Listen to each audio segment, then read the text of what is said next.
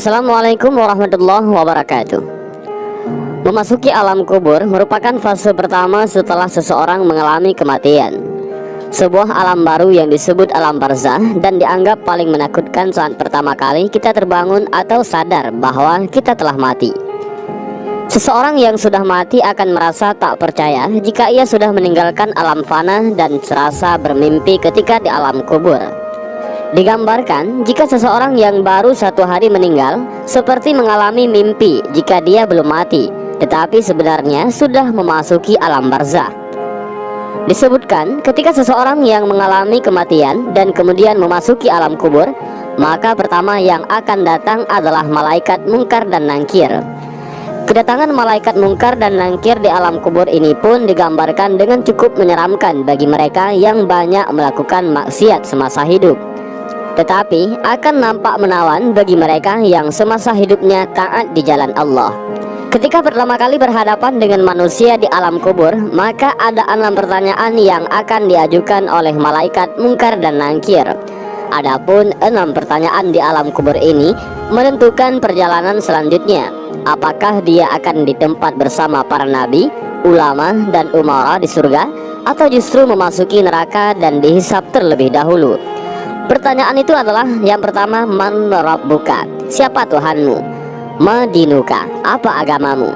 Man nabiyuka, siapa nabimu? Ma kitabuka, apa kitabmu? Aina kiblatuka, di mana kiblatmu? Dan yang keenam adalah man ikhwanuka, siapa saudaramu? Benarlah demikian, kehidupan alam barzah atau alam kubur banyak disebutkan dalam Al-Quran dan hadis, serta siksa-siksanya yang tanpa ampun bagi mereka yang berdosa, tetapi akan mendapatkan kelapangan dan ketenangan bagi umat yang beramal saleh. Dan berikut ini adalah hadis Rasulullah SAW yang menggambarkan perjalanan manusia setelah melewati fase kematian. Maka di alam kubur sudah menanti kehidupan baru dan serba asing. Hadis panjang Al-Barra bin Azib yang diriwayatkan oleh Imam Ahmad dan disahihkan oleh Imam Al-Hakim dan Syekh Albani ini menceritakan perjalanan para manusia di alam kuburnya. Suatu hari kami mengantarkan jenazah salah seorang sahabat Nabi Shallallahu Alaihi Wasallam dari golongan Ansar. Sesampainya di perkuburan, liang lahat masih digali. Maka Rasulullah Shallallahu Alaihi Wasallam pun duduk ataupun menanti, dan kami juga pun duduk terdiam di sekitarnya, seakan-akan di atas kepala kami ada burung gagak yang hinggap. Rasulullah Shallallahu Alaihi Wasallam memainkan sepotong dahan di tangannya ke tanah. Lalu beliau mengangkat kepalanya seraya bersabda, mohonlah perlindungan kepada Allah dari azab kubur. Beliau ulangi perintah ini 2 atau 3 kali.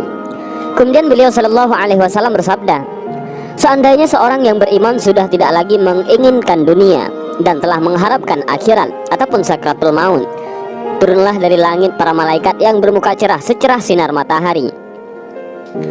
Mereka membawa kain kafan dan wangi-wangian dari surga, lalu duduk di sekeliling mukmin tersebut sejauh mata memandang. Setelah itu turunlah malaikat pencabut nyawa dan mengambil posisi di arah kepala mukmin tersebut. Malaikat pencabut nyawa itu berkata, wahai nyawa yang mulia, keluarlah engkau untuk menjemput ampunan Allah dan keridhaannya. Maka nyawa itu dengan mudahnya keluar dari tubuh mukmin tersebut seperti lancarnya air yang mengalir dari mulut sebuah kendil. Lalu nyawa tersebut diambil oleh malaikat pencabut nyawa dan dalam sekejap mata diserahkan kepada para malaikat yang berwajah cerah tadi, lalu dibungkus dengan kafan surga dan diberi wangi-wangian darinya pula, hingga terciumlah bau harum seharum wangi-wangian yang paling harum di muka bumi. Kemudian nyawa yang telah dikafani itu diangkat ke langit. Setiap melewati sekelompok malaikat di langit, mereka bertanya, nyawa siapakah yang amat mulia itu? Ini adalah nyawa Fulan bin Fulan, jawab para malaikat yang mengawalnya dengan menyebutkan namanya yang terbaik ketika di dunia. Sesampainya di langit dunia, mereka meminta izin untuk memasukinya, lalu diizinkan. Maka seluruh malaikat yang ada di langit itu ikut mengantarnya menuju langit berikutnya, hingga mereka sampai di langit ke-7. Di sanalah Allah berfirman, tulislah nama hambaku ini dalam kitab Illiyin, lalu kembalikanlah ia ke jasadnya di bumi, karena dirinya lah aku ciptakan mereka para manusia, dan kepadanya lah aku akan kembali, serta darinya lah mereka akan kubangkitkan. Lalu nyawa tersebut dikembalikan ke jasadnya di dunia. Lantas datanglah dua orang malaikat yang memerintahkannya untuk duduk. Mereka berdua bertanya, "Siapakah Rabbmu?" "Rabbku adalah Allah," jawabnya. Mereka berdua kembali bertanya, "Apakah agamamu?" "Agamaku Islam," sahutnya. Mereka berdua bertanya lagi, "Siapakah orang yang telah diutus untuk kalian?" "Beliau adalah Rasulullah Shallallahu Alaihi Wasallam," jawabnya. "Dari mana engkau tahu?" tanya mereka berdua. "Aku membaca Al-Quran, lalu aku mengimaninya dan mempercayainya." Tiba-tiba terdengarlah suara dari langit yang menyeru, "Jawaban hambaku benar, maka hemparkanlah surga baginya, berilah dia pakaian darinya, lalu bukakanlah pintu ke arahnya. Maka menghembuslah angin segar dan harumnya surga memasuki kuburannya, lalu kuburannya diluaskan sepanjang mata memandang.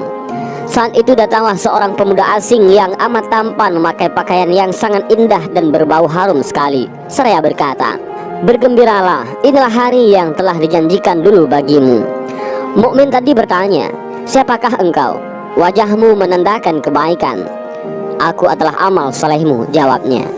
Si mukmin tadi pun berkata, "Wahai Rabbku, segerakanlah datangnya hari kiamat, karena aku ingin bertemu dengan keluarga dan hartaku."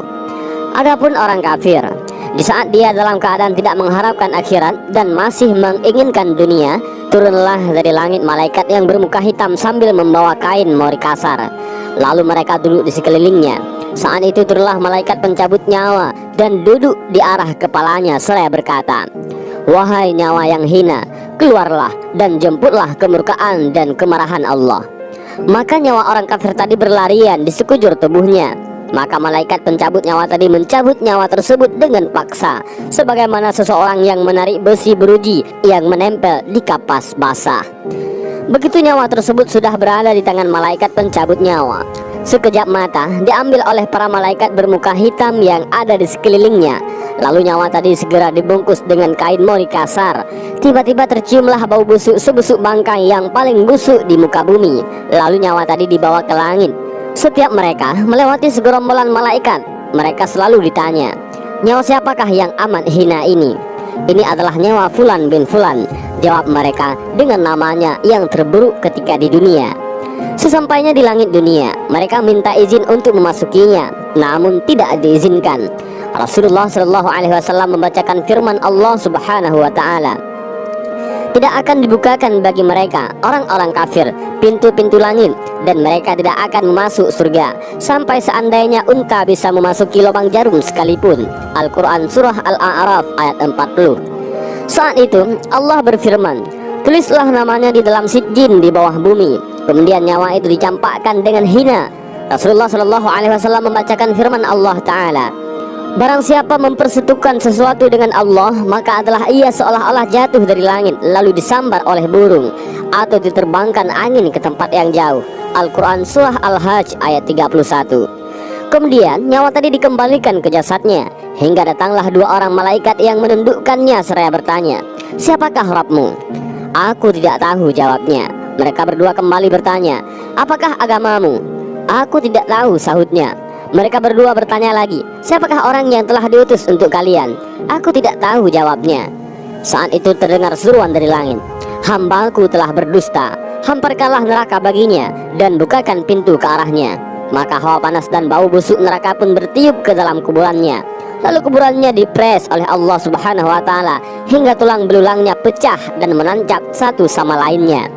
Tiba-tiba datanglah seorang yang bermuka amat buruk, memakai pakaian kotor dan berbau sangat busuk, seraya berkata, "Aku datang membawa kabar buruk untukmu. Hari ini adalah hari yang telah dijanjikan bagimu." Orang kafir itu seraya bertanya, "Siapakah engkau?" "Wajahmu menandakan kesialan." "Aku adalah dosa-dosamu," jawabnya. "Wahai Rabbku, janganlah engkau datangkan hari kiamat," suruh orang kafir tadi. Dan hadis panjang ini diriwayatkan oleh Ahmad dalam Al-Musnad dan disahihkan oleh Al-Hakim dalam Al-Mustadrak dan oleh Albani dalam kitab Ahkamul Janaiz. Dan itulah gambaran bagaimana kondisi seseorang yang sudah berada di alam kubur. Semua akan ditentukan lewat amal dan perbuatannya semasa hidup di dunia. Tentunya hal ini menjadi pelajaran bagi kita semua agar menjalankan perintah Allah dan menjauhi larangannya. Lantas bagaimana dan apa yang harus kita lakukan untuk menghadapi kematian? Maka perbanyaklah amal ibadah. Bahkan agar terbebas dari siksa alam kubur dan bisa menjawab 6 pertanyaan itu, selain menjalankan semua perintah Allah dan menjauhi segala larangan Allah, maka kita harus tetap memanjatkan doa. Dan ini adalah doa agar terlepas dari siksa alam kubur yang diajarkan oleh Rasulullah SAW, yaitu Allahumma inni a'udzubika min adzabil qabri wa min adzabin nar wa min fitnatil mahya wal mamati wa min fitnatil masiihid dajjal. Yang artinya adalah, ya Allah, aku berlindung kepadamu dari azab kubur, azab neraka, cobaan hidup dan mati, dan fitnah dajjal yang terhapus dari rahmat Allah.